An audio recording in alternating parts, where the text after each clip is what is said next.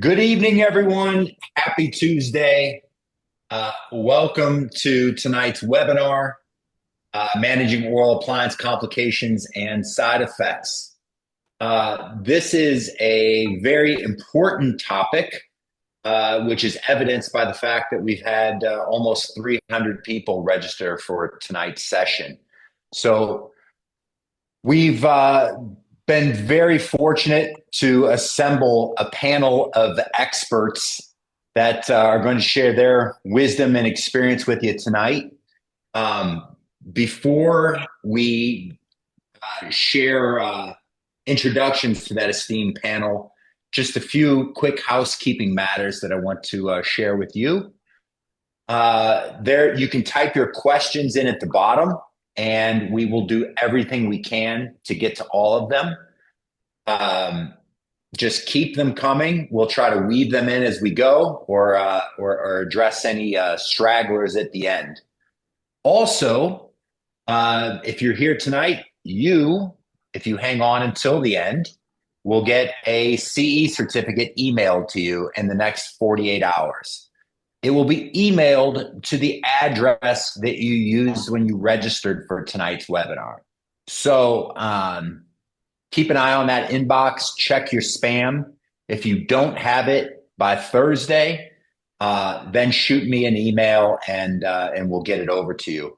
Also, we're going to cover a lot of crucial information tonight. You'll probably want to share some of it with your team or revisit it. And fortunately, this is being recorded and will be available for viewing on Thursday at transformdentalsleep.com. There will be an email link directly to the recorded webinar with your CE certificate. So keep an eye out for that.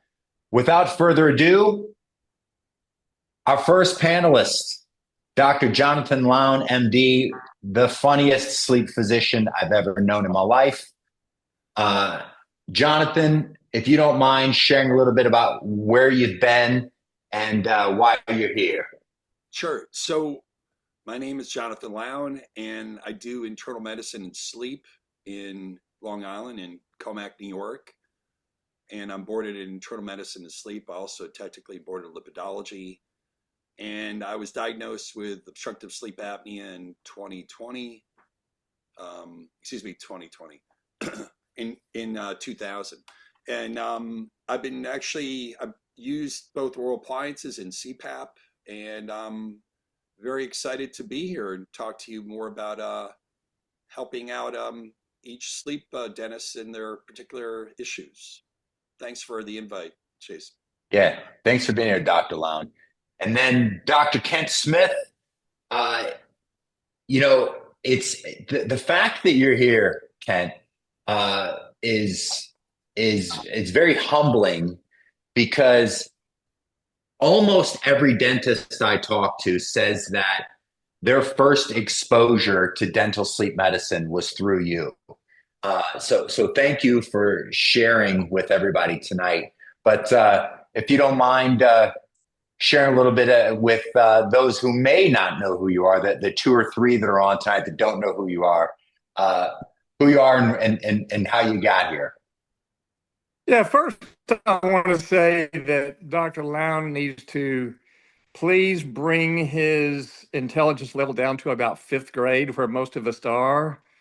Because when I've sat and talked to him, I have to have him repeat stuff over and over again, because it's just, okay, so with that in mind, yeah, I'm in the Dallas area.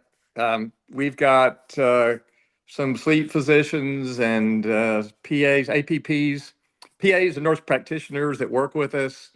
We have kind of all-in-one practice of sleep, so we can treat every disorder.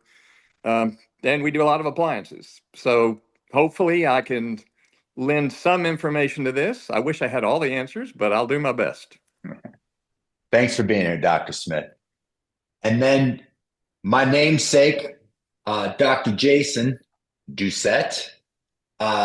This guy is one of the most humble, kind human beings I've ever met. And I'm so grateful that you're so amenable to sharing all of your knowledge and experience with everybody tonight. So Why don't you just tell everybody a little bit about some of your past experiences and what you're looking forward to tonight, Dr. Doucette? So I'm in Reno, Nevada. I've been practicing sleep about 10 or 11 years now, and full-time sleep last year and a half, which was a exciting shift. Yay. And I don't know, just getting into I remember when I got into sleep, there just wasn't a lot out there.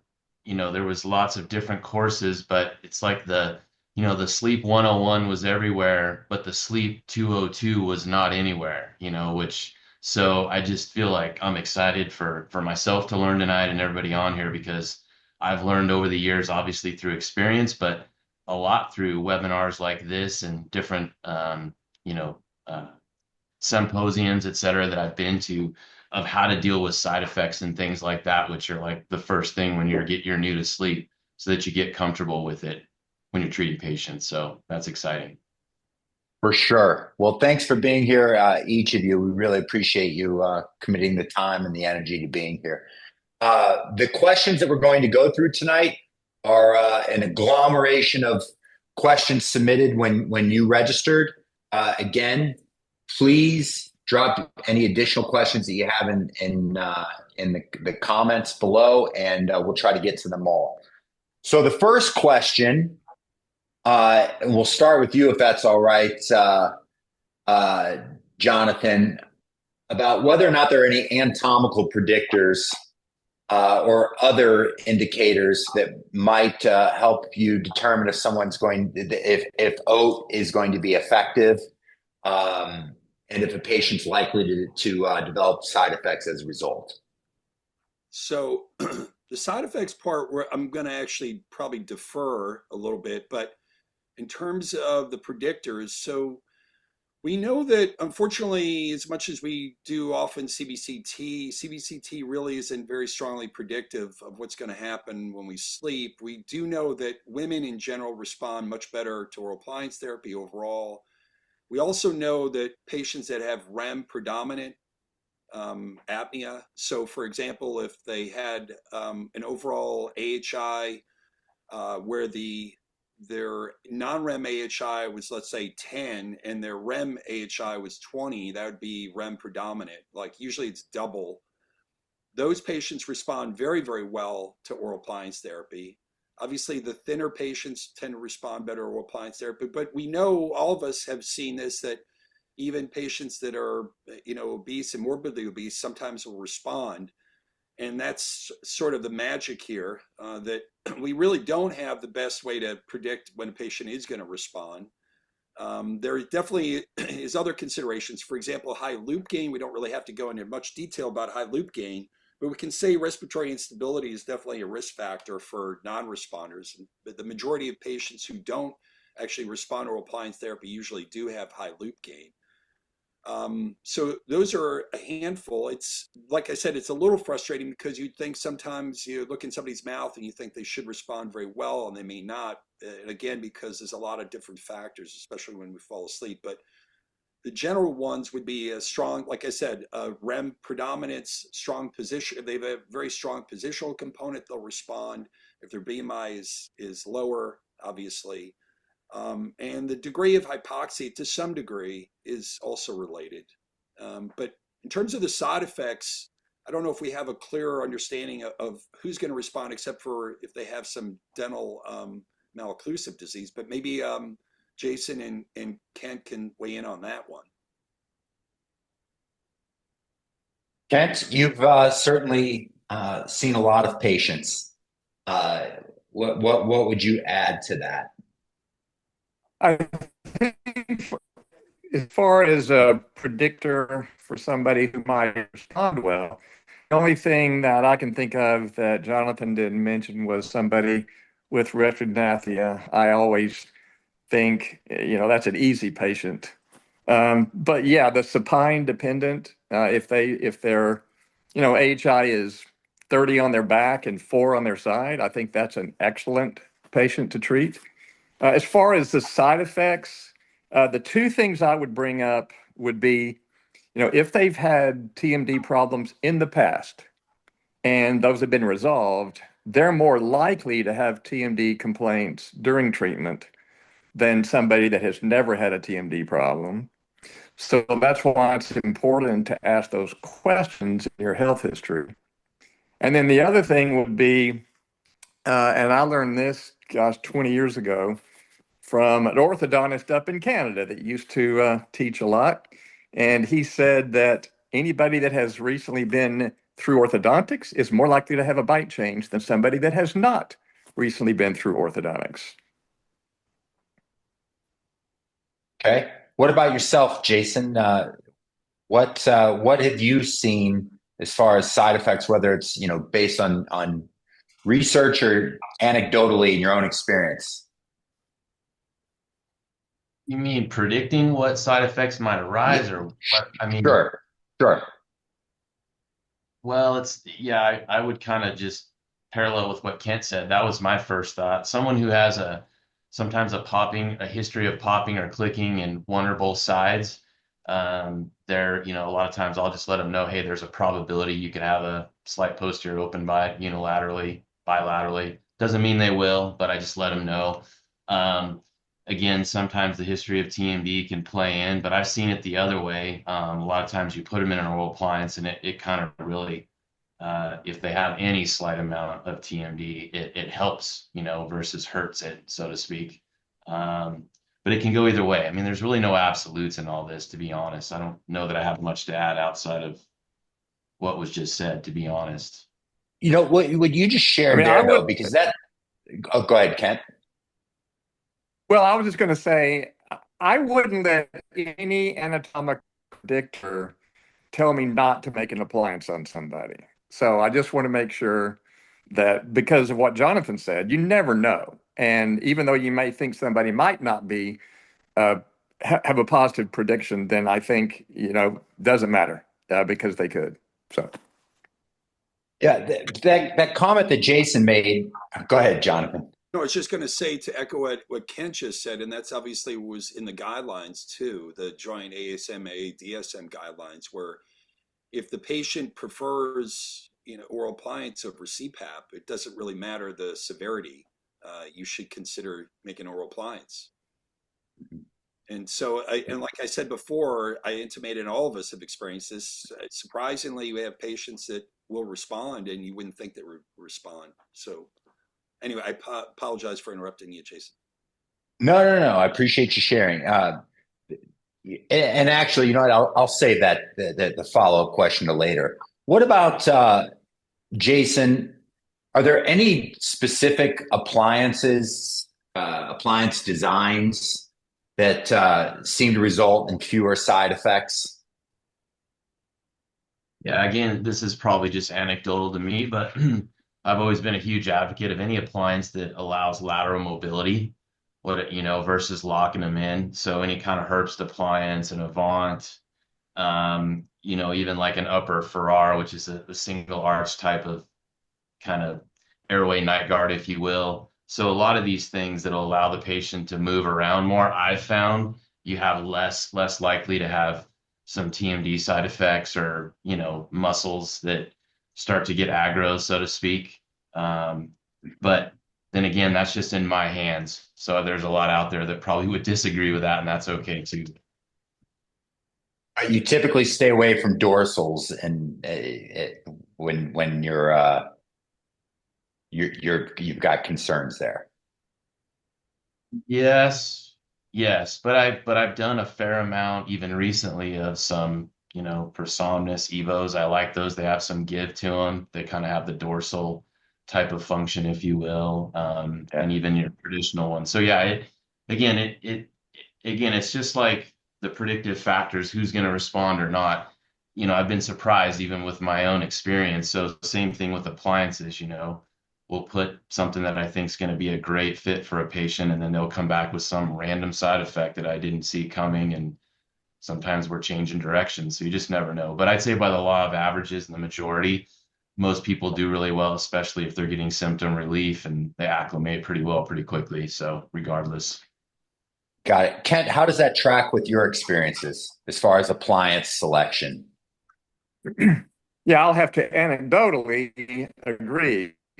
with Jason because we find that if we did put somebody in a dorsal appliance and they do develop either unilateral or bilateral TMJ problems, we switch them to one like an EMA or a Herbst or something, and they get better. So I do think that if you've got somebody with prior TMD issues, I personally would prefer to go with something that gives up more play side to side, like Jason said. So I do agree with that.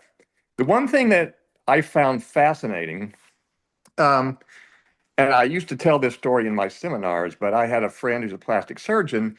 He was in Atlanta, and 20 years before he saw me, he was put into a Napa, a solid appliance that didn't move at all. Just had, he was very stationary. Never had a bite change. He came to the Dallas area, saw an orthodontist who said, "I'm going to make you a tap appliance." And within 3 months, his bite had completely changed.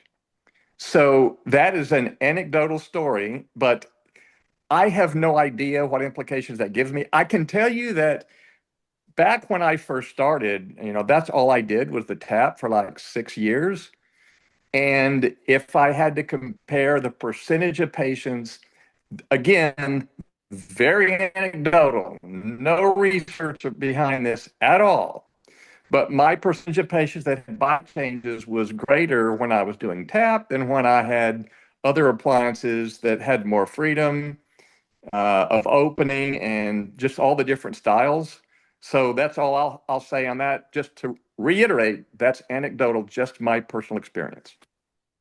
Yeah. And when those patients are locked in, as far as lateral freedom of movement with a dorsal type device, is the most common side effect that you're getting that they're experiencing some kind of jaw pain? Yeah.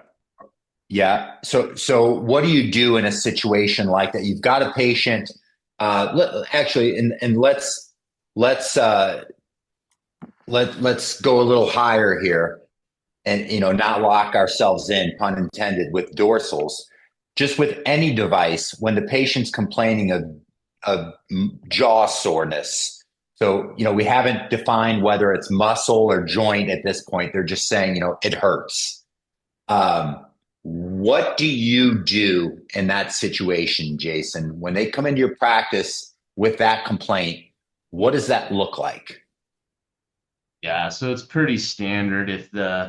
So, our the way we treat patients, if anybody that knows me and Kent as well, we use pharyngometry, so we know we've got our kind of sweet spot that we're shooting for, rather than just going a certain max of protrusion. But either way, wherever we start the patient when they're comfortable in the chair and we send them home for a month or so, if they call or come back and they're having pain, let's say on one side, we'll adjust that appliance back maybe a 0.5 millimeter and see if it feels much better. Because a lot of times we find that it's not just the being locked in, but it's just being protruded a little bit quick, and as I always say, the lateral pterygoids, they don't both stretch exactly the same comfortably if your midlines are on, if you will. One might be a little tighter than the other, so you need to create a little cant of comfort, if you will, and then boom, they're like, okay, we're good to go. So that's one thing. So backing it off on one or both sides, depending on where they're getting sore. Um, that's probably it. Maybe some Voltaren gel.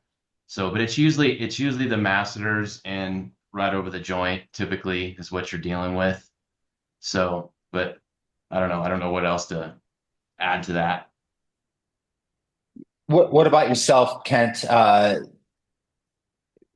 do you manage that situation? And also, how do you determine between, um, TMJ pain and muscle soreness? Is that just palpitation, or what are you doing there? Well, I think Jameson Spencer is the best one to listen to on this, and he talks about putting a cotton roll on the side of pain, and if you bite down and there's no pain. See, I even get this mess. I am not a TMD expert. Sure. Um, he explains the difference between muscle and joint pain. Uh, I would say that, don't let joint pain prevent you from treating these patients because it's really maybe 5% of our patients develop any symptoms like that at all. And I'll agree with Jason that if you can back off a little bit on the side that's having pain, if they have unilateral pain, we find that almost always solves the problem. So it's easier on something like a herpes to do something like that because that's just zero point 0.1 or zero point 0.2 millimeter adjustments. But if you've got a finned appliance, it's a little more difficult to do that. So we have done some grinding on one side, but Right. many times somebody will be sleeping, they'll wear the appliance for 6 months and then wake up one day and they have unilateral joint pain. Well, we know that's just the way they slept that night. So we'll just tell them to go without it for a while and it will get better. But we also say if you can wear it and live with the pain, feel free to do it. That's totally up to the patient. I don't make them or even suggest they stop wearing it unless they really don't want to wear it anymore because of the pain. And what about what role might vertical play in a situation like that? Be a contributing factor to some pain? You want me to answer or But Ken? it Yeah, could. sure.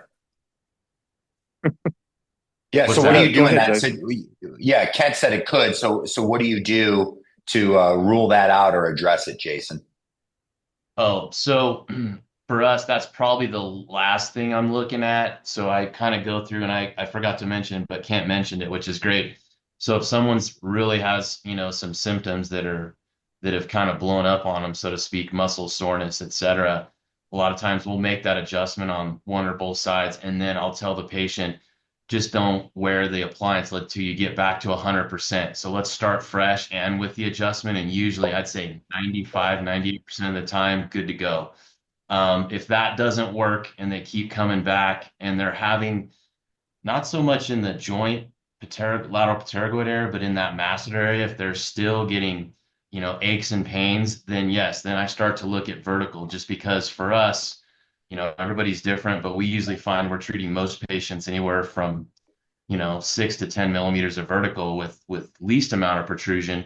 And so sometimes if we're in that 8 to 10 and even sometimes 12 range, the airway looks amazing, but if they can't tolerate it, then I'm looking at trying to close them down. So a lot of times that's reset the bite, send it back to the lab, or you can grind it down yourself, but I don't ever do that. I just take a new bite and send it off to see if the last ditch effort, if vertical's the issue.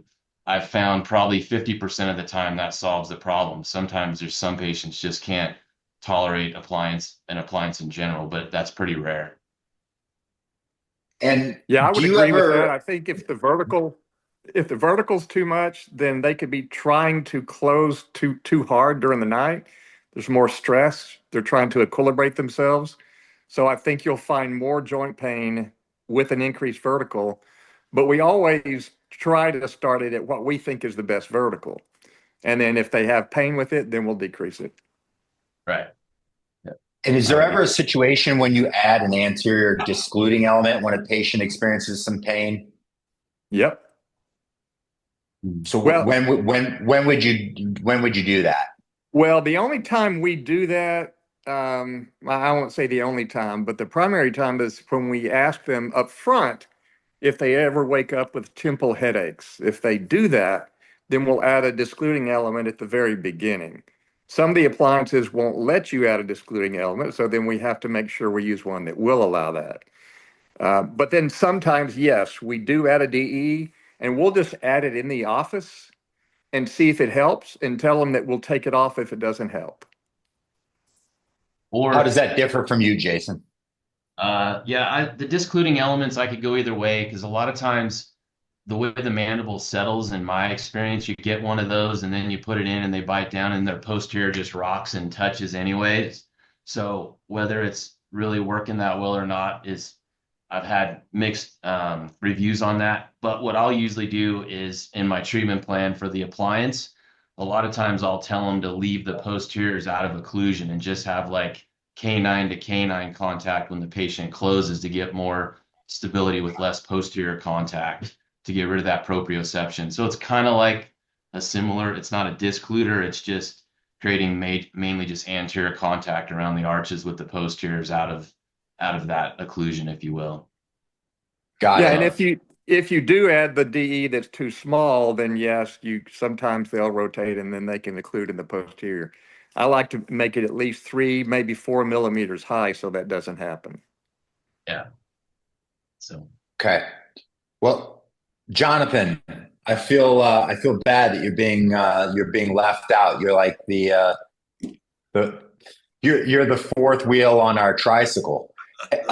No, so I want to lead with you on this, if you would. The patient reports subjective improvement. So, whatever. I'm not snoring. My wife says it's great. Follow-up HST shows some improvement, but AHI is not below 5. So I guess, What do you do? right. So I guess the question is, how much improvement have they had with the oral appliance? I mean, have they had a 50% reduction in their AHI? Is their AHI less than 15 or less than 10?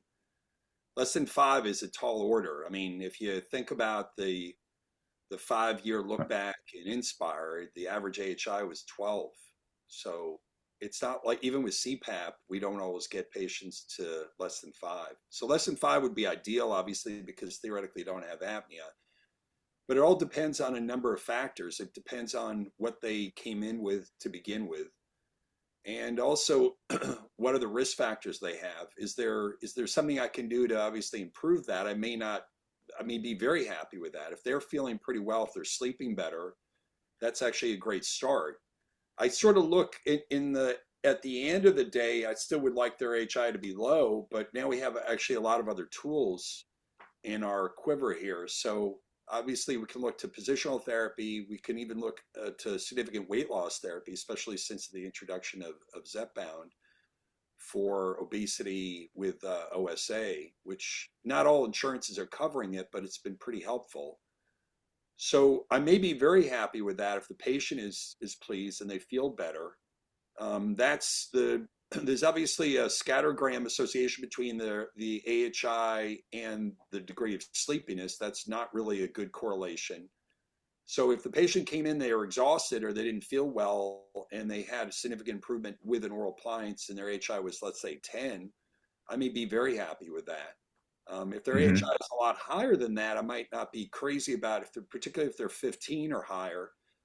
And I know it's a moving target because you can repeat studies and get obviously different results because every night is a little different. But one thing I would say in terms of our role here, in terms of treating OSA, obviously we're treating for a patient's lifetime.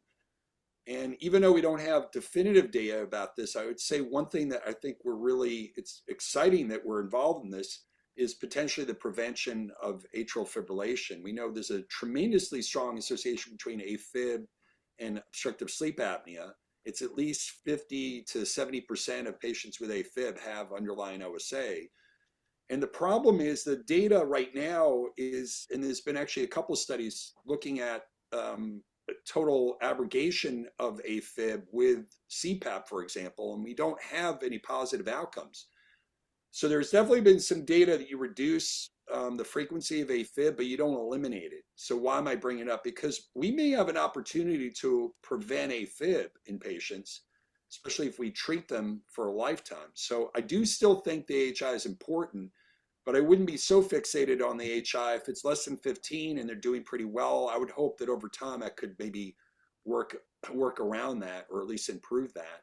But if the patient is happy, I'm very happy, especially because we think about the compliance rates. So compliance rate obviously for CPAP is not so great. It's probably, around 50% if we're lucky.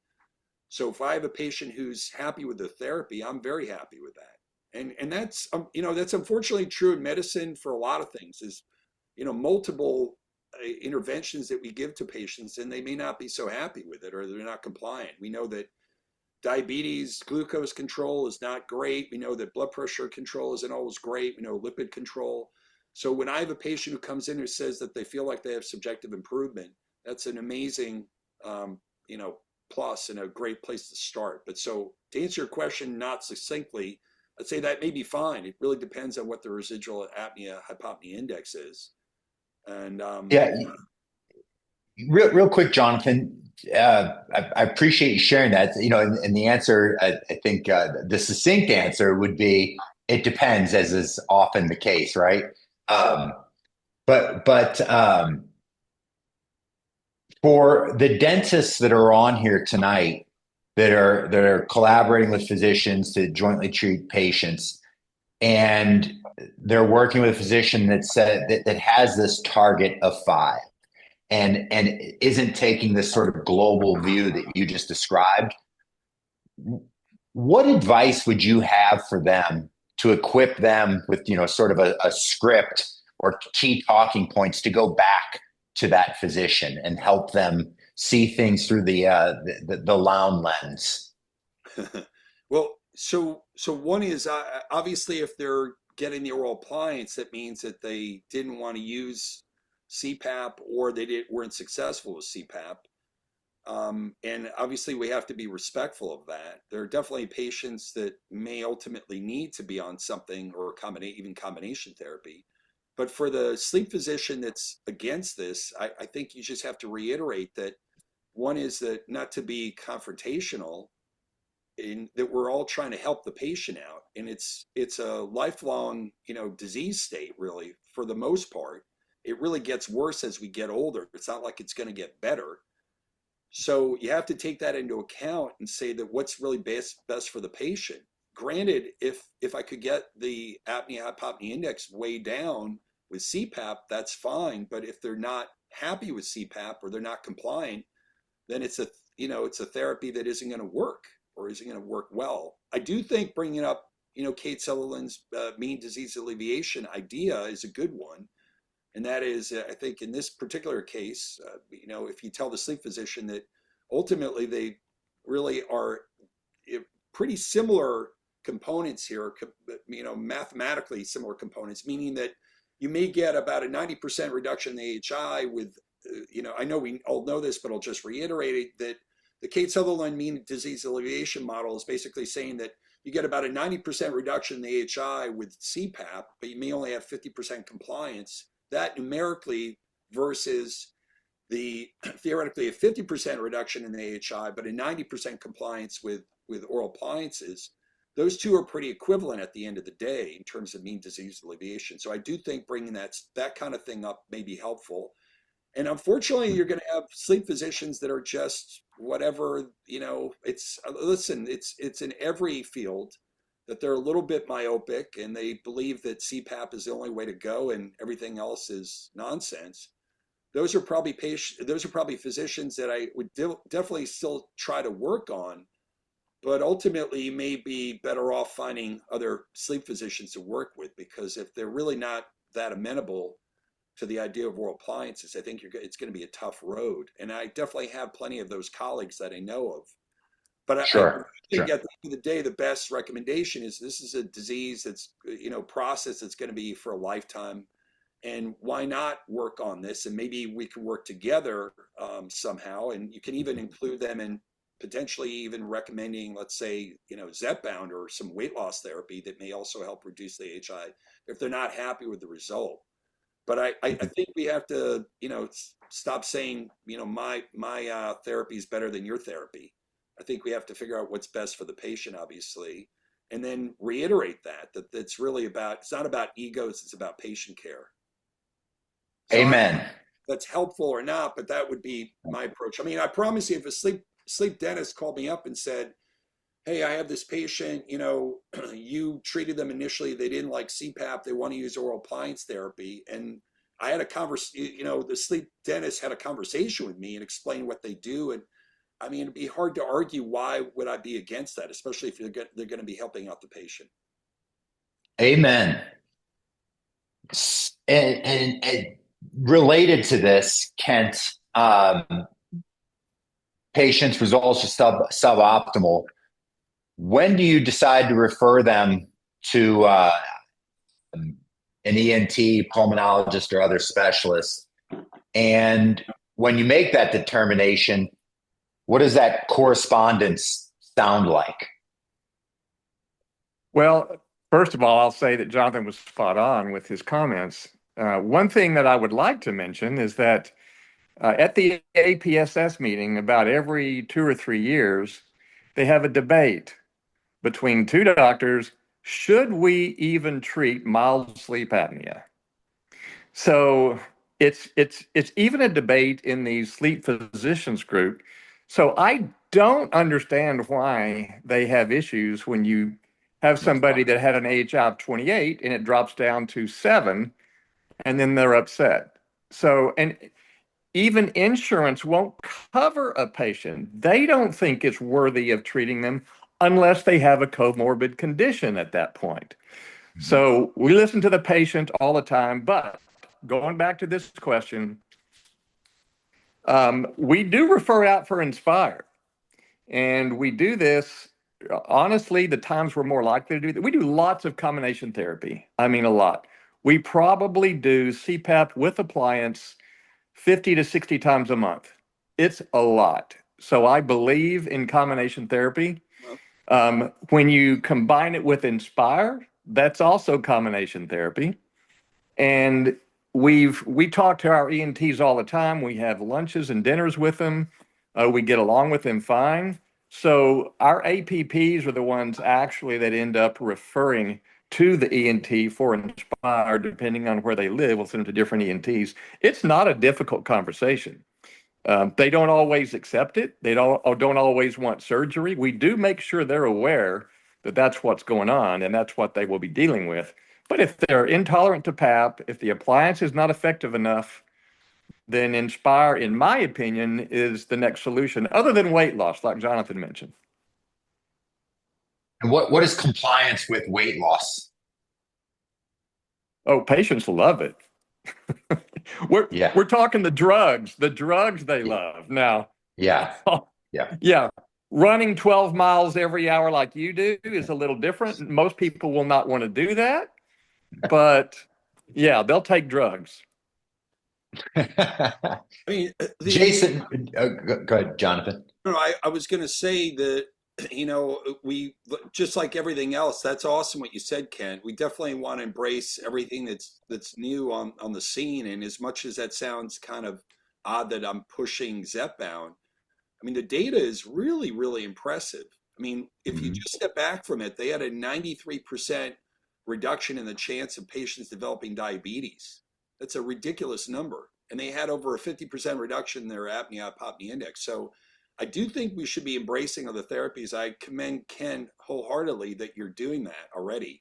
Obviously, you're working with the whole group.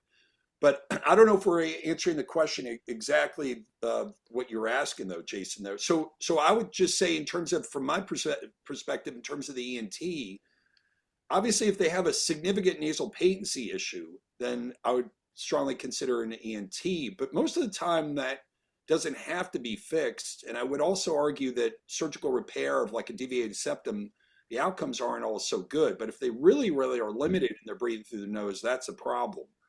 But a lot of this actually may get better. And we know that obviously velopharyngeal collapse will make it almost impossible for you to breathe through your nose.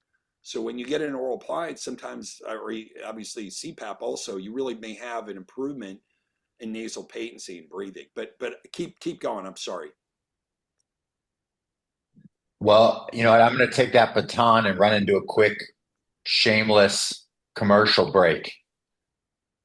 I want to invite all of you to the 2026 Transform Dental Sleep Symposium in Scottsdale, January 30th and 31st. If you've been there in the past, you know it is bonkers. If you haven't been, ask a friend that has. Hundreds of attendees, heard from many of them. It was the best dental sleep event they'd ever attended. We're assembling an array of superheroes. It's like Voltron of sleep medicine here. And you'll see that we've got Jonathan Lown and Jason Doucette are both will grace the stage, as well as Aaron Elliott, Dr. Singh, Dr. Jameson Spencer. It's a veritable who's who. And I'd love to have Kent there again, but he's done it 2 years in a row, and I feel like I'm overstaying my welcome with that ask. But I might have just put him on the spot. We'll see what happens. But it's January 30th and 31st. It's sold out each of the last 2 years. This past year, the hotel sold out months in advance. We blocked the entire venue and it's sold out. So if you are thinking about coming and you're the typical dentist that thinks you'll sign up in late December, there will probably be no room at the inn. So get signed up, and to sweeten the pot, if you sign up by May 15th with the code BONKERS, BONKERS, BONKERS, you'll save $100 on dentists and team members. But seriously, best damn dental sleep medicine meeting ever. Jason Doucette, agreed or disagreed? 100%. Kent Smith, it's pretty Yeah. good. I would like to say that I took team members last year and they got a lot out of it. And in fact, they insist on coming back this next year and bringing some more because they see how valuable it was. So I'm going to have to spend more money, but that's okay because it'll help the practice. Wonderful. I appreciate that. We'll see each of you guys there then, and hopefully we'll see you there. Register at tdssymposium.com. Use the code BONKERS. Let's jump back in. Talking about bite changes. Posterior open bites, sometimes after I've been wearing a device for months, sometimes within days. Jason, what do you do in a situation like this? Discontinue use, piss your pants and refer them to an orthodontist? What do you do? Yeah, so a couple things. I mean, if it's acute, it's right out of the gate within the first week or a few days. Sometimes they might I had one recently. It's pretty rare. They get a capsulitis. They might slip the disc, get some instant inflammation, and then one side they can't close down. So in those instances, I usually get them out of the appliance, get them on a steroid, anti-inflammatories, that kind of thing, and it'll resolve for sure. Just takes some time. Those are rare. But the ones that you're probably referring to where the patient's got a little bit of an anterior bite shift, so it's a bilateral posterior open bite. It's just a muscle issue. So a lot of times we have an exercise that we have them do right there in the chair. I can recapture it. I've done it even on someone that I wasn't treating, a guy that came in a few months ago. He'd had a posterior open bite for like 4 or 5 years.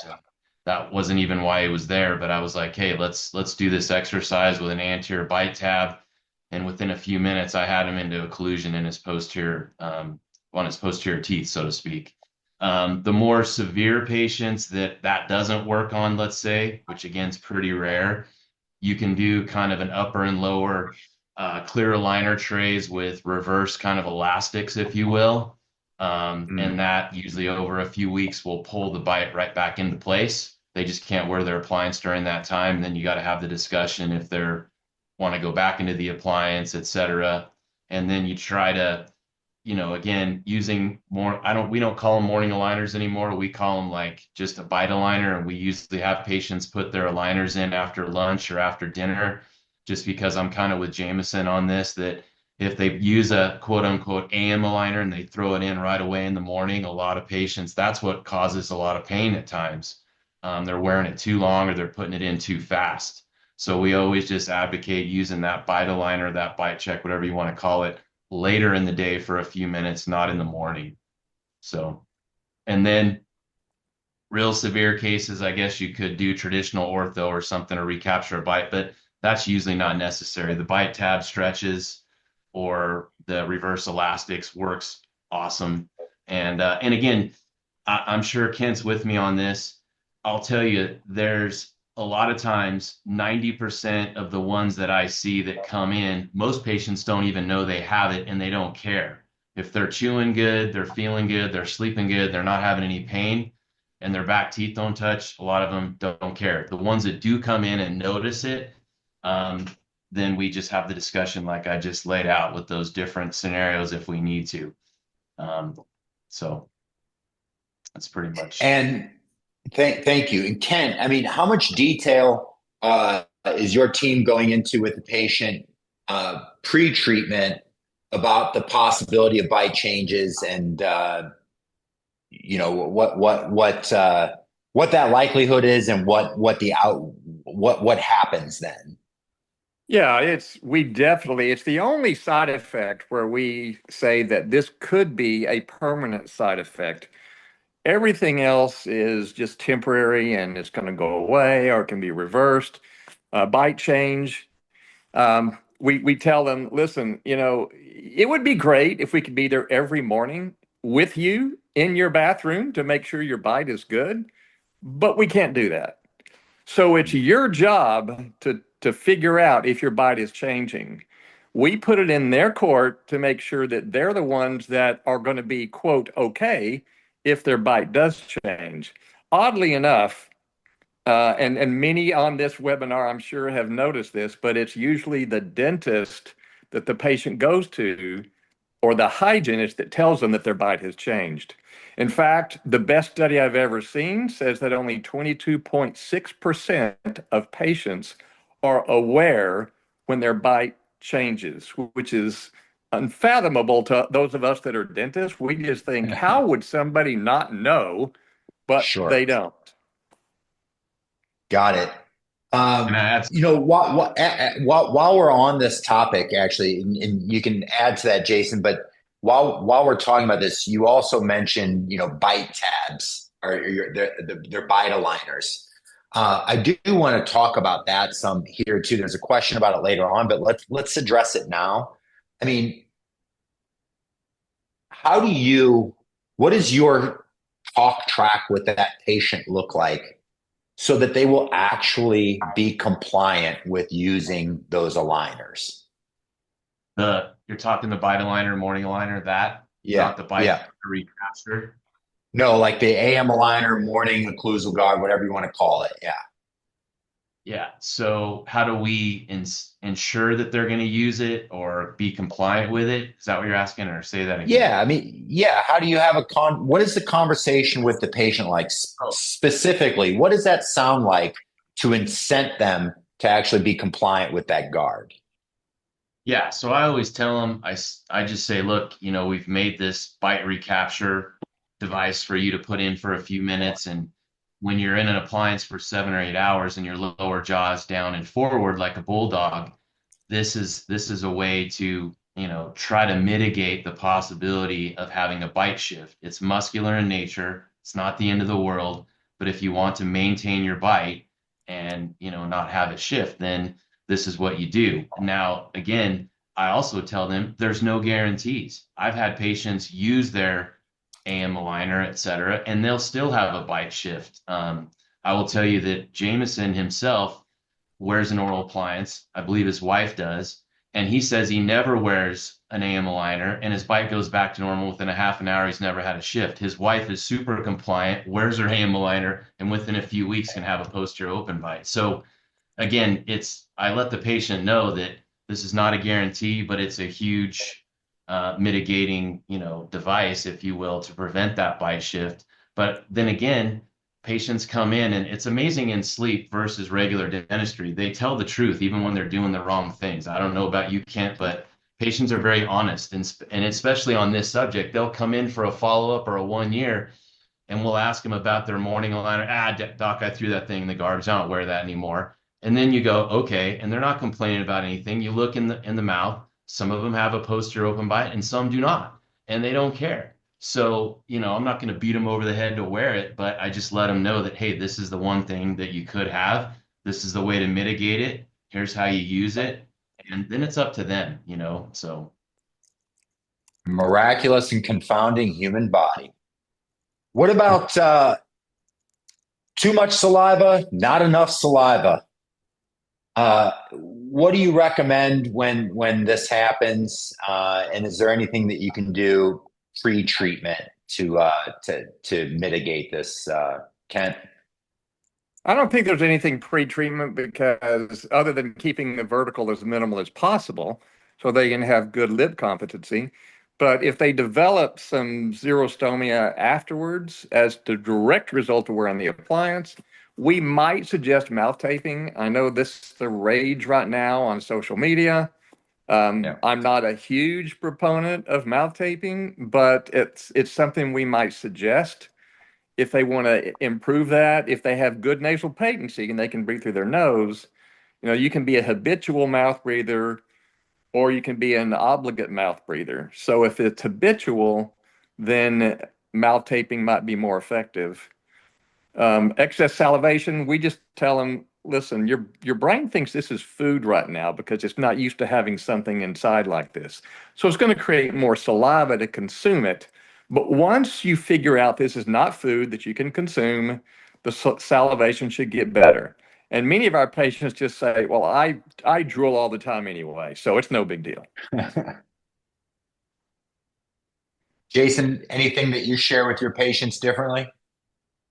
Yeah, so on the dry mouth side, if it's from the oral appliance, that means obviously they are mouth breathing. So again, we'll make sure we get them into elastics. We use elastics like crazy, especially if their position's good, but their jaw might be dropping, which again causes the airway to slack, if you will. So we'll get them in elastics to get the lips closer together. And then on top of that, sometimes we're adding mouth tape as well. We're huge proponents of that. And again, back to what Kent said, as long as they have good nasal patency. If they can breathe good through their nose, then that's what I want them breathing through, because I believe they'll get a better therapeutic outcome with nasal breathing than mouth breathing. And of course, get rid of the dry mouth. But sometimes you got patients that are on medications or have dry mouth for other reasons. And again, not much we can do about that, so that's outside my wheelhouse. I can get the lips closed, but the mouth is still dry. And those patients typically have to have a bottle of water next to the bed all night, whether I'm treating them with an oral appliance or not, to keep some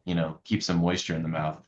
On the excess salivation, I'd probably refer to Dr. Lown to have him prescribe, an indefinite prescription for maybe atropine to get rid of that. I'm just kidding, but that does work, but it's not indicated for long-term use.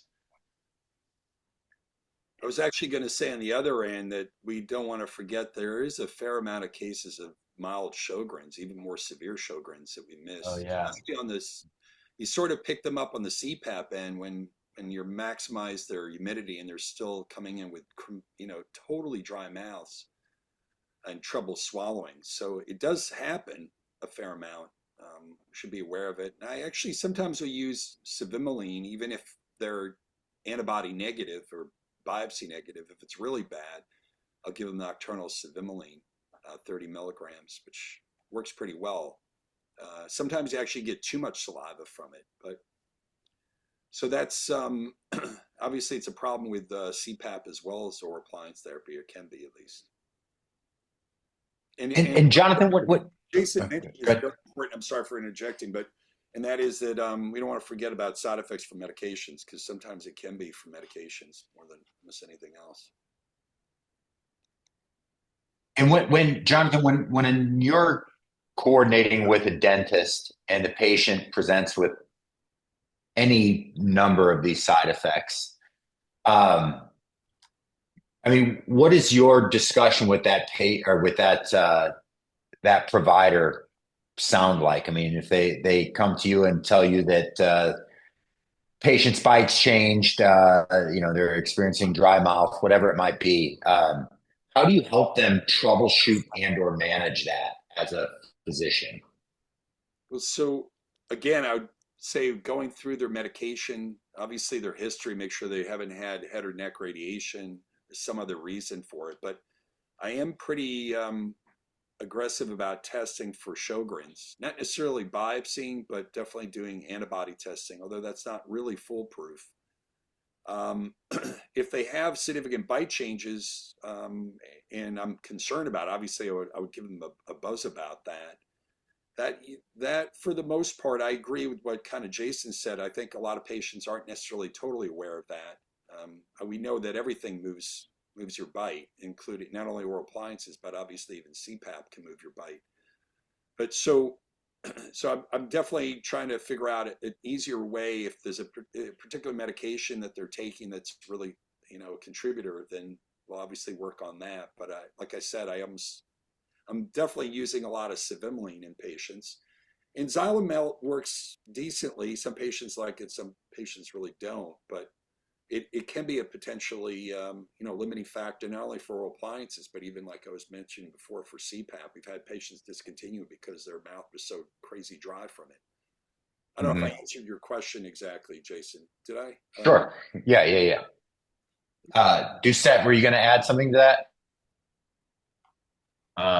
No, I forgot. I don't think so. Okay. Well, we've had a ton of questions coming in. I've tried to string them through as we've been going, but we've got a few minutes here that we'll run through them with kind of a lightning round. Before we do that, I want to invite all of you to our next webinar, Tuesday, May 27th, same time, 7 Central. It's the second part of our conversation, our panel discussion about direct-to-consumer oral appliances. So this isn't, these aren't boil and bite devices. These are unique business models, emerging business models that go direct to the consumer to provide oral appliances. We've got 3 different panelists that will be there. One of them is a dentist who actually works with a business that provides treatment via one of these direct-to-consumer models. So last time we hosted this topic, it got pretty contentious. There were a lot of comments and questions that came in. So this time, in hopes of providing a more balanced perspective, we've brought someone from one of these direct-to-consumer companies aboard the panel. So we hope that you'll be there. It's free. You'll get an hour CE, and you'll be a better informed clinician. Go ahead. Jason, link is in the chat. Link is in the chat. And then again, I want to remind you to join us for the Transform Dental Sleep Symposium, January 30th and 31st. Use the discount code BONKERS. You'll save $100. We're not going to offer a discount more than $100 ever. So if you're thinking you're going to hold out and get some kind of bigger deal, you're not. Just stop being cheap. Get registered, secure your spot. Have a great time. All right, let's dive into some of these questions. We've only got a few minutes, guys, so we need concise answers. Here we go. I'm not going to ask that. Jason, pulling the mandible, retruding the mandible with Essex retainers, won't that potentially make their OSA worse if you're trying to reverse that bite change? Yeah, potentially it could. So that's a discussion where if we're going to go that route, maybe we want to revisit CPAP temporarily, or they go without nothing if their bite shift is that important to them. There's kind of no way around it. So again, in 10 years, I've probably had maybe 1 or 2 cases that are really concerned about that. So it's pretty rare. But that's a concern for sure. Got it. And then Jason, you also mentioned some exercise for a posterior open bite. Do you mind? Yeah. Can you possibly demonstrate or give us a quick tutorial on what that is? Dr. Madani asked. So you take kind of a piece of I don't know what it is, like a plastic nylon, like a strip, and I'm trying to think of the company that makes it. But you can even cut up your own pieces, and you just put it between the lower and upper anteriors, and have the patient try to close into their back teeth with this bite tab in between their upper and lower anteriors. And for 10 seconds on and 10 seconds off, 10 seconds on, I literally have them squeeze as hard as they can to make their muscles hurt. You say, look, this is going to hurt. And it's just like trying to stretch a muscle if you're trying to do the splits. It's not going to feel good, but you've got to give it some effort. And so I have them squeeze as hard as they can with that in the anterior, protecting those teeth and kind of guiding the mandible a little bit, if you will. But and that's it. 10 seconds on, 10 seconds on for 2 minutes. I'll usually do like 2 rounds of that in the chair, and I'll coach the patient. And usually within 2 rounds of that, a lot of times I'll recapture that posterior bite in that 2 minutes or 4 minutes, etc. That's cool. So you could probably use something like even like a leaf gauge or something, couldn't you? Yeah, you could. You want something with a little more give, so those anterior teeth, it's not hard, but yeah, something soft. And again, I've cut my own pieces of plastic out of a vinyl. That's what it is, like a vinyl type material. And there's a company that makes these little tabs for that to bite on left or right. So and then sometimes if someone comes in with a unilateral posterior open bite, what I'll do is I'll do it on the opposite side. I'll put it in and have them try to clench the open bite side as hard as they can with that tab on the opposite side in between the teeth, and it'll rock that mandible right into place, or the occlusion right Rock that in. mandible. There you go. So What insights. about patients, Jason, with popping after regularly wearing their device? Recommendations there, and patients with limited opening after wearing their device for some time. Gosh, those are big questions.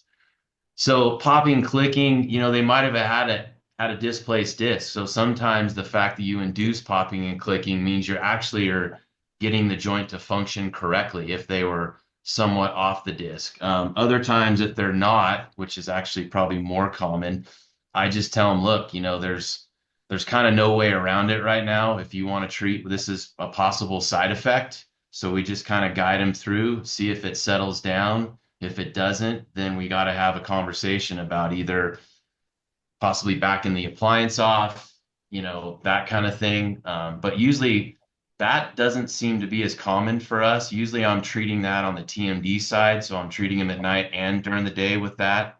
And the appliance actually helps the popping and clicking and keeps them from doing that. But I've had it also come to light while they're wearing just a nighttime appliance, rarely. And in that case, I just tell them, well, again, right now to treat your airway, this is where we got to put your mandible. So if we back it off, it may not be as effective, or we can stay the course for a while and see if it settles in, or it's just something you got to live with as a side effect of treating your airway with this therapy versus a CPAP. Got it. And Jonathan, dentists freak out over potential side effects. Oh my gosh, my patient's bite might change. What am I going to do? They're going to sue me. The ad nauseum. What do you say to those dentists? That in terms of their patients are going to sue them about bite changes or about? I mean, just the dentist that's so freaked out, the dentist that's maybe dabbling in oral appliance therapy. They want to do more of it, but they're reluctant to really dive in because they're so concerned about side effects. Right. What encouragement or discouragement would you give to that dentist? Well, so one is that obviously this always potential side effects, but I think you have to look at the big picture. I mean, the side effects usually aren't like we talked about. The majority of them are reversible. That's one. Two is you should be upfront with them. I think the other thing, not to digress, is clear documentation. As much as it's a pain in the butt, it's really an imperative, especially in a court of law. If you have good documentation, you have good intention, I think it's really, you're protected in that way. If you're looking to help the patient and you can document that you went over potential side effects, stuff like that, I'm sure you can. There's probably in all these programs like a little boilerplate message. Then I don't think there's any reason why you should be concerned about that. You're not doing anything that's outside of your bailiwick. You're not doing anything outside of what's the norm. I think that's a-okay. And you're trying to help the patient ultimately. So, I mean, it's one area I think you're not, it's like CPAP and oral appliance therapy for the most part, you're not going to kill patients. Side effects are not so terrible. They usually aren't going to end up in the hospital or have some major untoward effect. So I do think at Sure. the end of the day, we're pretty safe, but documentation, as much as I hate it, is the most important thing. I'm sorry, Jason, you wanted to add to that. Yeah, what I'd like to add is I think you hit it on the nail on the head is a really good consent form, which a lot of us have different versions of, I think, and then good informed consent with that consent form, not just having them read that, but also we're sitting knee to knee explaining, and especially the top three, dry mouth, possible bite change, some temporary discomfort in certain muscles, the joint, etc. And, once you do that, I'd say 99% of patients, they know what to expect. And our consent form even goes into, you could still die of sleep apnea and you could still die of other causes, et cetera. And, basically because, a lot of things are out of our control and there's no silver bullet here. CPAP has its millions of side effects, even though it's an effective treatment. Oral appliance has a number of them. So once we have that good discussion, I think the patient's kind of ready. And especially if the symptom relief outweighs the side effects, that's the ticket for most people anyways. And then a lot of the side effects they acclimate to or go away within a short period of time as well, in my experience. Yeah. Cool. Well, guys, we're going to be mindful of your time. You've been so open to sharing with us. Thank you both for being here. Kent got miffed and left. No, he was having some technical issues. So Hey, I'm he had here. to take off. Oh, there he is. Yeah. Your face disappeared a long time ago. Oh, sorry. I No, thought I you never took left. off. I thought you were having some phone issues. No, no. Well, gosh, I apologize for ignoring you. But you got to be it was like you were an attendee. Yeah, that's good. And well, anything you want to add in closing, Kent? No. I think it's time to take care of business here. So don't worry about me. All right. Well, Kent, Jason, Jonathan, thank you so much. You're all a wealth of knowledge and experience, and you've shared your time and all of that with everyone here. So thank you. All of you that have stuck with us, thank you for being here. I hope that you'll take what you learned tonight and put it into practice so you can better manage these patients. All of this is for naught if you don't use it. So please take what you learned tonight, put it into practice, help your patients, and thanks for being here. Keep an eye out on that on your email in the next 48 hours so you get your C certificate and a link to the playback for this. Register for the TDS Symposium. Come learn more from Jonathan and Jason, and go be the change that you want to see in the world. We appreciate you. Mwah.